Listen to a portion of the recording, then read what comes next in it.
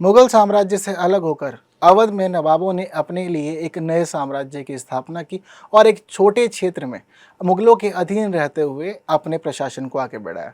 आज के इस वीडियो में हम अवध के नवाबों के बारे में कुछ महत्वपूर्ण बातों पर चर्चा करेंगे और उनके द्वारा किए गए कार्यों को जानेंगे। नमस्कार, मैं कुणाल आप सभी का संस्कृति पीसीएस यूट्यूब चैनल पर स्वागत करता हूँ। चलिए इसी क्रम में आगे बढ़ते हैं और देखते हैं कि किस प्रकार का प्रश्न हमसे इस खंड से पूछे जाने की संभावना है। तो यह जो प्रश्न है आपसे सीधा सीधा पूछा जाएगा कि अवध के नवाबों के काल में उत्तर प्रदेश में हुए परिवर्तनों का उल्लेख कीजिए। तो ये बात मैंने आप लोग को शुरुआत से ही बताई कि जब भी कोई भी नया व्यक्ति शासन में आएगा, कोई नया साम्राज्य स्थापित होगा, तो पिछले वाले की नीतियों को बदल देगा। हमें पता लगता है मध्यकालीन इतिहास में कि 1722 आते आते हमें यह देखने को मिला कि मुगलों की पूरी स्थिति बहुत अधिक कमजोर हो गई। अब औरंगजेब वाली, अकबर वाली, जहांगीर वाली बात नहीं रही। जितने भी हम लोगों को देखते हैं कि उत्तरवर्ती मुगल हैं, सारे बेहद कमजोर हैं और ना तो वे युद्ध करने में सक्षम है, ना ही वे साम्राज्य के विस्तार में, और ना ही जनता से संबंधित उनको कोई प्रेम है।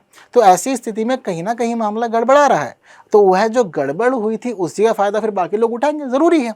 अब हम लोग को ये बात तो पता है ना कि हमेशा लोग तैयार रहते हैं मौके का फायदा उठाने के लिए। जब मुगल मजबूत थे तो इनके अधीन बहुत सारे लोगों ने छोटे छोटे प्रांतीय शासन बना रखे थे, लेकिन उनका जो प्रांतीय शासन था यह मुगलों से ही संबंधित था। यह मुगलों को मुख्य मानते थे अपने लिए और एक नजराना पेश करते रहते थे, कुछ राशि लगातार भेजते थे जिससे कि मुगल शासक गुस्सा न हो जाए। जैसे कि औरंगजेब, अब औरंगजेब के काल में क्या था कि इनके अधीन जो भी लोग थे, चाहे इनका वजीर हो, छोटा शासन दे रखा है, या फिर कोई और अमीर हो, तो ऐसी स्थिति में मामला क्या था कि वह चाहते थे कि भाई औरंगजेब खुश रहे। क्यों? क्योंकि एक तो पहली बात अच्छा योद्धा है और बहुत ही अधिक उसने अपने आप को अलग बनाया बाकियों से, एक दूसरी प्रकृति उसने स्थापित की, कट्टर इस्लामिक बन गया। तो लोगों को लगता था डर कि भाई पता लगे हमें ही ना निपटवा दे, और पता लगा सर से गर्दन अलग कर दी तो क्या ही होगा। तो ठीक है, कुछ कुछ देते रहते हैं, बाद में फिर देखा जाएगा क्या ही व्यवस्था बन रही है।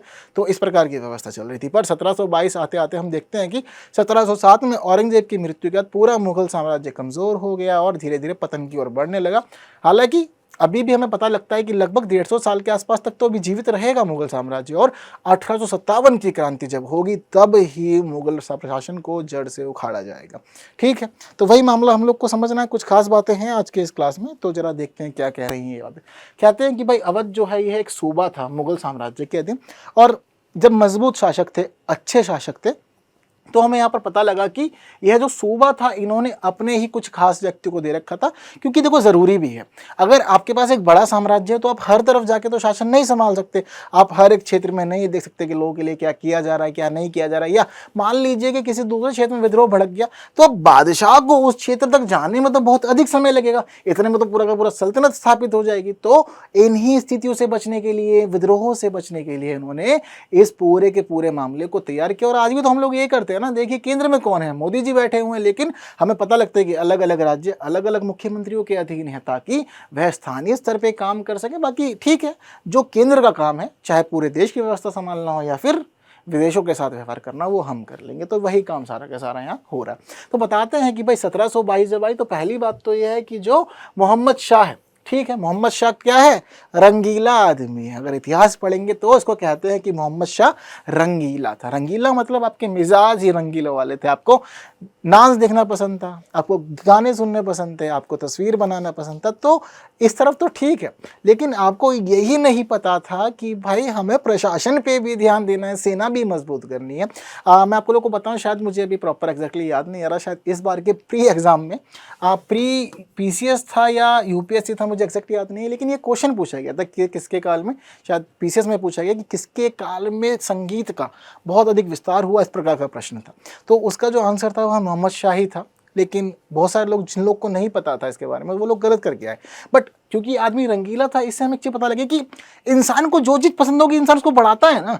जैसे कि मान लीजिए अभी आज हम देखें, कोई इंसान जिमोहलिक है, उसको पसंद है जिम करना, तो क्या करेगा? पहले बाहर जाएगा, फिर उसको लगेगा कि मैं फाइनेंशियली स्टेबल हूँ, तो घर में फिर डंबल वम्बल मशीनें वशीनें सब आनी शुरू हो जाएगी, घर में ही जिम बन जाएगा। क्योंकि हमें जिस चीज़ को पसंद करते हैं, जो हमें प्रिय रहती है, उसका हम कलेक्शन शुरू कर देते हैं, अपने पास रखना शुरू कर देते हैं। तो वही स्थिति यहाँ थी कि मोहम्मद शाह को पसंद थी ये चीज़ें, तो उसने इन्हीं चीज़ों को बढ़ाया और अपना मनोरंजन किया। तो इस काल में उन चीज़ों का बहुत अधिक विस्तार हुआ। लेकिन बताते हैं कि प्रशासनिक नीतियाँ आपकी बहुत कमज़ोर थी। तो ऐसी स्थिति में आपके सूबे पे, आपके अधीन जो एक व्यक्ति शासन कर रहा था, आपका जो प्रांतीय शासक था, बताते हैं कि भाई जो सूबेदार था, उस सूबेदार को लगा कि अरे बेकार आदमी है, किसी काम का नहीं है। तो ऐसी स्थिति में उसने कहा कि ठीक है, अच्छी अच्छी बातों से रिझाते उन्होंने कहा कि ठीक है, हम थोड़ा बहुत व्यवहार रखेंगे, कुछ कुछ भेजते रहेंगे, ताकि ये ऐसा ना समझे कि भाई युद्ध कर लेना चाहिए, या फिर ये ना समझे कि व्यक्ति बड़ा आदमी हो गया है और दूर हो गया है, पहले हमारे अधीन ही सूबेदार था। तो इसने इसको थोड़ा भ्रम में रखा, और भ्रम में रखने के लिए इसने कुछ कुछ नजराने भेजने शुरू कर दिए। कौन था? बताते हैं कि व्यक्ति का नाम था सादत अली खां बुरहान उन मुल्क। इसी व्यक्ति ने शुरुआत की थी अवध की, और बताते हैं कि स्थापना इसी के द्वारा की गई थी। ठीक है, तो यहाँ पे साम्राज्य स्थापित होगा, क्रेडिट हम इन्हीं भाई साहब को देने वाले हैं। बात क्लियर है। अब इन्होंने पूरा पूरा मामला स्टैब्लिश कर दिया, लेकिन नीतियाँ बदल देंगे। अब मालिक कौन है? हम हैं अवध के। तो अवध वाला जितना भी क्षेत्र रहेगा उसमें नीतियाँ हमारी लागू होंगी, ना कि मुगलों की। तो नीतियाँ अलग होंगी, और व्यक्ति बदलेगा तो सोचेगा कि शुरुआत है, नया नया शासन है। तो जब नया नया शासन शुरुआत होता है, लोग क्या करते हैं, क्या करेगी सरकार? अभी अच्छी अच्छी नीतियाँ लाएगी। तो शुरुआत में जनता खुश करेंगे, ताकि वो हमें एक्सेप्ट कर ले, उनको लगे कि हाँ हमारा शासक अच्छा है। और इसी व्यक्ति को तो होना चाहिए था। हम इतने दिन से जिस राजा की तलाश कर रहे थे वो तो यही है। अरे कहाँ थे आप प्रभु? तो ऐसा रियलाइज करवाने के लिए शुरू शुरू में अच्छे अच्छे काम करने होते ही हैं। जनरली हमने सबके साथ देखा। तो पता लगता है कि 1723 में इसने भ्रष्टाचार पर रोक लगाने के लिए एक राजस्व बंदोबस्त घोषित कर दिया। इसने सब चीज़ निर्धारित कर दी कि देखो भाई, भ्रष्टाचार नहीं करोगे, इतने काम इस व्यक्ति को करने हैं, और यह काम इतने समय के अंदर हो जाने चाहिए, जो कि ज़रूरी बात है। तो यह सभी चीज़ें इसने शुरू कर दी। तो बताते हैं कि एक नया राजस्व बंदोबस्त इसने शुरू कर दिया था। आगे हमें यहाँ पर यह पता लगता है कि भाई इसने शुरुआत की किसानों की मदद करने की। शुरुआत से हम लोग देखते हैं कि इतिहास का पन्ना पलट लीजिए और किसी पन्ने को देख लीजिए, पता लगता है कि मुख्य रूप से जिसका शोषण हुआ वह किसान है। क्यों? क्योंकि भाई ब्राह्मण तो भाई अधिकार संपन्न थे, उनको पूजा पाठ करनी थी, भूमिया दान में मिल जाती थी, तो मस्त बढ़िया मालिक बन गए थे। क्षत्रियों को पता था कि भाई युद्ध करना है, लड़ना है। भाई जो वैश्य वर्ग वाले लोग हुआ करते थे वह सभी व्यापार करने चले जाते थे। लेकिन जो उसके बाद वैश्य के अंदर किसान थे, जो व्यापारी नहीं थे, वो किसानों के साथ क्या होता था कि किसान जमींदारों के अधीन थे। यानी कि एक समय हम ये भी देखते हैं कि जब शूद्र थे वो भी किसानी शुरू कर देते हैं, तो वह भी जमींदारों के अधीन आते हैं। मामला जमींदारों के पास है, जिनके पास ज़मीनें हैं। तो अब वो शोषण करेगा इनका। शोषण कैसे करेगा? हमें पता लगेगा कि कम मजदूरी देंगे, अधिक काम करवाएंगे, या फिर कह देंगे कि भाई हमने तुम्हारी बिटिया की शादी करवाई है, तो अब तुम जिंदगी भर हमारे यहाँ सेवक रहोगे, तुम्हारी औलाद भी सेवक रहेगी, दास बन के रहना पड़ेगा। तो कहीं ना कहीं किसानों को बहुत अधिक शोषण हुआ करता था, कर्ज में दबे हुआ करते थे, इसी वजह से शोषण होता था। तो उसने कोशिश की कि जितना मदद मैं करूं, इन लोगों को यहाँ से मुक्ति दिलाऊं। अभी बहुत अच्छे अच्छे काम हमें यहाँ पे सब कुछ सुनने को मिलेगा। पता लगता है कि धार्मिक सहिष्णु व्यक्ति था, यानी कि इसको फर्क नहीं पड़ता था आप हिंदू, मुस्लिम, सिख, ईसाई, पारसी, जैन, ईरानी जो भी हो, कोई फर्क नहीं है, सब लोग बराबर हैं मेरे लिए, सभी के लिए काम करूंगा, बराबर से करूंगा, सभी के लिए नीति लाऊंगा, बराबर से लाऊंगा। अगर कोई कुआं है, पानी निकल रहा है, तो सब पियेंगे, कोई खास व्यक्ति नहीं पिएगा। ये बात ध्यान रखनी है सबको। तो धार्मिक सहिष्णु प्रकृति का था। कहीं आपसे पूछ लिया जाए ना कि इनकी विशेषताओं को बताइए और मुगलों से, औरंगजेब से कैसे अलग थे, तो आप बता सकते हैं इन बातों को हाईलाइट करते हो कि धार्मिक सहिष्णु व्यक्ति है, अच्छे अच्छे काम कर रहा है सभी धर्म के लोगों के लिए। आगे बढ़ जाते हैं तो हमें यहाँ पता लग रहा है कि भाई 1739 में नादिरा शाह ने आक्रमण किया। मुख्य उद्देश्य लूट खसोट ही है, साम्राज्य स्थापित नहीं करेंगे नादिरा शाह। तो बता रहे हैं कि भाई व्यक्ति आया, आकर के इसने भारत पे हमला किया। तो कहते हैं कि जिस समय इसने हमला किया था दिल्ली पे, तो उसको इनवाइट करने का काम भी भाई इसी ने ही किया था। अवध के नवाब के आमंत्रण पर ही यह व्यक्ति यहाँ पर आया था। ठीक है, तो चीज़ों को रिलेट कर लीजिए, बहुत ही ईजी है। अब दिल्ली पे क्यों हमला करवाया है इसने? अब देखिए, दिल्ली से हमें पता है कि भाई अवध दूर नहीं है, उस सब के बावजूद उसने कहा कि दिल्ली पे हमला करना है। ठीक है, तो दिल्ली पे व्यक्ति आया और हमला किया। लेकिन उससे पहले एक बड़ा प्रश्न, जिस समय निमंत्रण भेजा गया नादिरा शाह को आक्रमण करने के लिए, नादिरा शाह ने पूछा कि भाई मैं क्यों आक्रमण करूँ, मैं खुश हूँ अपने यहाँ पर, और ठीक है मैं आक्रमण करूंगा तो भाई मैं दिल्ली पे ही क्यों करूं, अवध पे भी तो कर सकता हूँ, अगर मैं करना चाहूँगा तो क्यों पास पास में एक जगह छोड़ दूं। तो उसने ऑफर किया कि ठीक है आप हमला कीजिए, क्योंकि ये व्यक्ति अच्छा नहीं है, मोहम्मद शाह ठीक नहीं है, शासन अच्छा नहीं करता, नीतियाँ अच्छी नहीं है, गद्दी से हट जाएगा तो फिर मैं दिल्ली का शासक बन जाऊँगा और मुगलों की जगह अवध हो जाएंगे, यानी कि अवध के नवाब स्थापित हो जाएंगे। तो ऐसा इसने प्लान किया था। लेकिन इसने डिसाइड किया कि मैं आपको एक बड़ा पेमेंट दूंगा यदि आप हमला करते हैं तो। ठीक है नादिरा शाह को ठीक है, मुझे क्या ही मतलब है, तुम लोग आपस में लड़ते रहो, मुझे पेमेंट से मतलब पैसा मिलना चाहिए। तो उसने हमला कर दिया दिल्ली पे। तो अब यही जो गलती थी, यही गलती ले डूबेगी शहादत खां को। बताते हैं कि उसके बाद इसने आत्महत्या कर ली, यानी कि जो पेमेंट इसने निर्धारित की थी यह वो अदा नहीं कर पाया, यह कीमत नहीं दे पाया, जिस वजह से इसको यहाँ पे खामियाजा भुगतना पड़ा और अपनी खुद की ही जान इसको लेनी पड़ गई थी। ठीक, फिर उसका नादिरा शाह तो वापस चला गया। लेकिन क्या हुआ कि नवाब जो था वह एक नया व्यक्ति बना और अवध किसी और के हाथ में चला गया। कौन था? तो बताते हैं कि शहादत अली खां का ही भतीजा था और इसका भतीजा ही इसका दामाद था। ठीक है, ये आपको बहुत जगह देखने को मिलेगा इतिहास में चाहे हम बात करें अलाउद्दीन की या फिर हम बात कर रहे हैं अभी सफदरजंग की। तो सफदरजंग आए और अवध की गद्दी पे बैठ गए। चलिए, और साथ साथ कहते हैं कि जो व्यक्ति इस समय गद्दी पे बैठ रहा है वही मोहम्मद शाह जो मुगल बादशाह है उसका वजीर भी है। ठीक है, क्योंकि अभी तक इन लोगों ने स्वीकार कर रखा है कि हम आपके अधीन हैं बादशाह, हम आपसे अलग नहीं हैं, आपके ही नाम पर शासन हम कर रहे हैं, ऐसा इन्होंने मोहम्मद शाह रंगीला को बता रखा था। ठीक है, तो हमें यहाँ पर पता लगता है कि सफदरजंग आए, अब गद्दी पे बैठ गए अवध की। तो दो कहानियाँ चलनी चाहिए यहाँ से कायदे से मैं आपको बताऊँ तो। ठीक है, पर वो दूसरी कहानी थोड़ी अलग है, इसलिए हम लोग थोड़ा सा उसको अलग कॉन्सेप्ट में पढ़ेंगे, पर मैं आपको थोड़ा रिमाइंड करवा देना चाहता हूँ।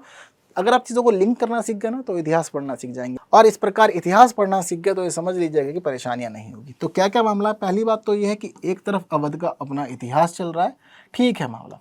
दूसरी स्थिति हम लोग को यह पता है कि भाई मुगलों के काल में ही ना अंग्रेज आ गए थे, तो अंग्रेज़ों ने अपने लिए अवध को एक समय पे चुन लिया था। कहते हैं कि सफदरजंग था और शुजाउद्दौला था, ये दोनों ही चाहते थे कि गद्दी हमें मिले, लेकिन क्या हो, सफदरजंग गद्दी पे बैठ गया तो शुजाउद्दौला चले गए अंग्रेज़ों के पास में। अब क्या होगा कि ये लोग आपस में मिलजुल करके, तो लड़ाई जो थी ना, याद करो कर्नाटका वॉर, तो कर्नाटका वॉर जो थी वो यहीं से ही तो हो रही थी। इसका दूसरा जो युद्ध था कर्नाटका वॉर को कहते हैं कि अवध का प्रयोग किया और साथ साथ उन्होंने कर्नाटक का प्रयोग किया, तो दोनों ही गद्दियों का उन्होंने उस समय इस्तेमाल किया, और एक को संरक्षण दिया था इस समय अंग्रेज़ों ने, दूसरे को संरक्षण दिया फ्रांसीसियों ने। और बाद में हमें पता लगता है कि जब कर्नाटका वॉर का अंत होगा, यानी तीसरा बैटल खत्म होगा, तो अंग्रेज़ अपना आधिपत्य स्थापित कर लेंगे। ठीक है, तो यही दोनों के दोनों व्यक्ति थे, शुजाउद्दौला और सफदरजंग, हमें पता लगता है। तो इसी दौरान हमें पता लगता है कि सफदरजंग की मृत्यु भी हो जाती है कर्नाटका वॉर में उलझे रहने की ही वजह से। ठीक है, तो कहते हैं कि सफदरजंग इस मामले में अच्छा था कि इसने एक महत्वपूर्ण काम यह किया कि इलाहाबाद को अपने ही क्षेत्र में शामिल कर लिया, यानी कि इलाहाबाद अलग था, लड़ाइयाँ वगैरह हुई, इन्होंने जूझते हुए चाहा कि प्रशासनिक विस्तार हो, क्षेत्र का विस्तार हो, जिस वजह से इन्होंने इलाहाबाद को भी अपने क्षेत्र में ही शामिल कर लिया था। लेकिन कर्नाटका वॉर की वजह से पता लगता है कि आने वाले समय में 1754 ईस्वी में इसकी मृत्यु हो जाएगी, और समय कोई बहुत दूर थोड़ी है, 1754 में भाई इसकी मृत्यु होगी। 1757 में हम लोग को क्या देखने को मिलता है? बिल्कुल आप लोग सही हैं, बैटल ऑफ प्लासी। ठीक है, तो बैटल ऑफ बक्सर इसके बाद होगा। तो अभी हम लोग बहुत नज़दीक पहुंच गए हैं अब आधुनिक काल में प्रवेश करने पे, तो वही सब चीज़ें हम लोग के सामने चल रही है। तो सफदरजंग की मृत्यु, शुजाउद्दौला गद्दी पर। ठीक है, तो कहते हैं कि जिस समय भाई बक्सर का युद्ध हुआ था तो शुजाउद्दौला अंग्रेज़ों से पराजित हो गया था। पता लगता है ना कि बैटल ऑफ बक्सर में 3 लोगों ने मिलकर के सेना अपनी तैयार की थी और उन्हीं तीनों की सेनाओं को एक साथ हराया था। बैटल ऑफ प्लासी तो सिर्फ नाम मात्र का युद्ध था, क्योंकि छल हो गया था उन लोग के साथ में, मुगलों के साथ में छल हो गया था, लेकिन जो वास्तविक युद्ध था वो बैटल ऑफ बक्सर ही माना जाता है। और इसमें तीनों के तीनों जो क्षेत्र थे, उन्हीं तीनों क्षेत्रों की सेनाओं को इन्होंने संयुक्त रूप से परास्त किया, जिसके बाद मोहर लग गई कि भाई अब तो अंग्रेजी शासन ही चलेगा भारत पे। ठीक है, आगे हम देखते हैं कि इस दौरान जिस समय ये पूरा का पूरा बैटल ऑफ बक्सर खत्म हुआ तो इसके इलाहाबाद की संधि हुई थी, जो बहुत ही महत्वपूर्ण है इतिहास का। इस समय बताते हैं कि क्षतिपूर्ति दी गई थी कंपनी को 50 लाख रुपए की। क्यों? कंपनी ने बोला कि भाई तुमने युद्ध करा हम लोगों से, तुम चाहते थे हम हट जाए, अब तुमने जब युद्ध करा तुम हार गए हो तो तुम्हारी गलती है, या तो युद्ध नहीं करना चाहिए था, पहले ही मानने था। तुम युद्ध भी कर रहे हो फिर हार भी जा रहे हो, तो हमारे बहुत सारे अंग्रेजी सैनिक मर गए हैं, अब हमारे गोला बारूद का भी नुकसान हुआ है, और जो हमारा समय खराब हुआ है उसका हर्जाना दो। तो कितने रुपए बताए इन्होंने? 50 लाख रुपए कहा कि भाई अब आपको देने पड़ेंगे। यह वसूले गए थे इलाहाबाद की संधि के रूप में। बात क्लियर है सभी को? और हालांकि आप लोग ध्यान रखिएगा ये बात कि यहाँ इलाहाबाद की संधि 2 हुई थी। हर एक बात आपको मैं आगे बताऊंगा जब हम लोग मॉडर्न हिस्ट्री शुरू कर देंगे, लेकिन 2 इलाहाबाद की संधि हुई थी अलग रूप से, या तो अलग थी मुगल शासक के साथ में और एक अलग थी नवाब के साथ में। ठीक है, चलिए इसके बाद आगे बढ़ जाते हैं। हमें तो पता लगता है कि शुजाउद्दौला के बाद अब अवध का नवाब बन गया था आसफउद्दौला, लेकिन अपनी मर्जी से काम नहीं कर पाएगा कुछ, क्योंकि 1775 में आ गए हैं आप। अब ब्रिटिश शासन बहुत अधिक मजबूत है भारत पे, तो अब धीरे धीरे पता लगेगा कि आने वाले समय में अवध को भी है अपने क्षेत्र में मिला लेंगे, और ऐसे करते करते पूरा भारत ही इनके अधीन हो जाएगा। कहते हैं कि इस समय राज्य की राजधानी को बदल दिया गया और फैज़ाबाद के स्थान पर लखनऊ बना दिया गया। तो बातचीत हो अगर किसी पर एग्जाम में अगर अवध की राजधानी की, तो फैज़ाबाद थी कब कब? आसफउद्दौला से पहले पहले। आसफउद्दौला के बाद में भाई इनकी राजधानी लखनऊ हो गई थी। साथ साथ ये भी बताते हैं कि वाजिद अली शाह अवध का अंतिम नवाब था, और बाद में फिर लॉर्ड डलहौजी आएगा। लॉर्ड डलहौजी आने के बाद डॉक्ट्रिन ऑफ लैप्स लाएगा, और डॉक्ट्रिन ऑफ लैप्स मतलब कि हड़प लो, जो दिख रहा है सब हड़प लो, कुछ नहीं छोड़ना है। तो उसी नीति के तहत भाई 1856 में हमें पता लगेगा कि क्या होगा, मामला बदल जाएगा, और यह पूरा का पूरा अवध ब्रिटिश शासन का अंग बन जाएगा। कब? 1856। कि हमारे जो स्वतंत्रता संग्राम था उससे बिल्कुल 1 साल पहले ही। तो हमें ये भी पता है कि भाई जो 1857 में पहला स्वतंत्रता संग्राम हुआ था, उसमें कहीं न कहीं लॉर्ड डलहौजी की नीतियाँ ज़िम्मेदार थीं। इसने डॉक्ट्रिन ऑफ लैप्स अपनाया था, जिसमें झांसी शामिल था, अवध शामिल था। तो यह सभी लोग अपने क्षेत्रीय प्रतिनिधित्व करेंगे और कोशिश करेंगे कि हम वापस ले लें अपना पूरे का पूरा साम्राज्य, या हमारा जो भी क्षेत्र था, हमारा जो भी प्रांत था, वह अंग्रेज़ों से। पर हमें पता है कि भाई कहीं न कहीं विफलता हाथ लगेगी सब लोग को, और अंग्रेज़ों का शासन मजबूत हो जाएगा और पूरी व्यवस्था ब्रिटिश क्राउन के हाथ में चली जाएगी। यह महत्वपूर्ण बात कहाँ की थी? यह सभी महत्वपूर्ण बात थी उत्तर प्रदेश के इतिहास की, जो हम लोगों ने मध्यकालीन इतिहास समझा।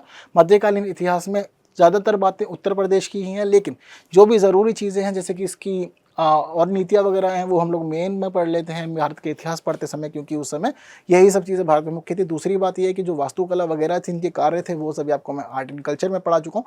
तो इसके अलावा कुछ और महत्वपूर्ण बातें जो आप लोग के लिए जानना ज़रूरी है, वही हम लोग यहाँ पर कवर कर रहे हैं, क्योंकि सिलेबस काफ़ी है और आपका एग्जाम आने ही वाला है। तो सभी बातें हो गई हैं। अभी कुछ खास बातें रह रही हैं मध्यकालीन इतिहास की, जो मैं आपको आने वाली वीडियोज़ में कंप्लीट करवा दूंगा।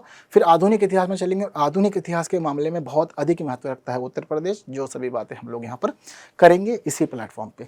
ठीक है, तो आज के इस वीडियो में इतना ही। फिर जल्द मिलते हैं अगली वीडियो में, कुछ नई बातों को जानेंगे, समझेंगे, और ऐसे ही बिल्कुल रोज़ पढ़ते समझते हुए ज्ञान अर्जन करते हुए आगे बढ़ेंगे, और हर व्यक्ति मीन्स रेडी हो जाएगा। हालांकि आप लोग को वीडियोस अच्छे लग रहे हैं तो कमेंट ज़रूर कर दिया कीजिए, जो कि आप नहीं करते हैं। लाइक भी किया कीजिए, बाकी साथियों तक भी शेयर कर दीजिए, जो कि ज़रूरी है। तो जल्द मिलते हैं। Thank you so much.